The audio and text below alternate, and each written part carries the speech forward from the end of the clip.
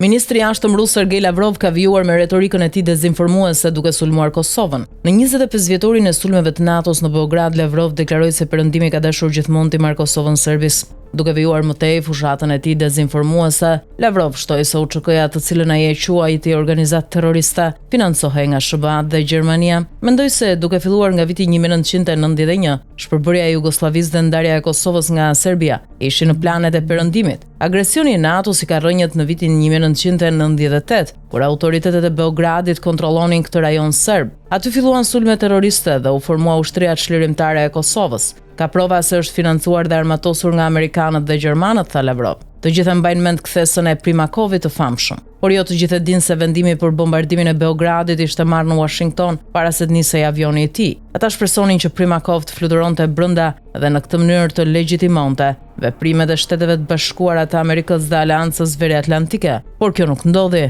thot Lavrov. Në fakt kjo nuk është hera e parë që Moska zyrtare e thot publikisht qasjen e saj për Kosovën në raport me Serbin, pasi këtë të fundit e ka bien e vet. Por ajo së cilës i friksohet këto kohë Kosova është se fati i saj varet deri diku nga pazari i radhës mes Putin dhe Trump në kurrizë të Ukrainës, që mund sjellë një efekt domino për shumë çështje të tjera të ngrira, qoftë edhe në rajonin e Ballkanit, si ajo mes Kosovës dhe Serbisë.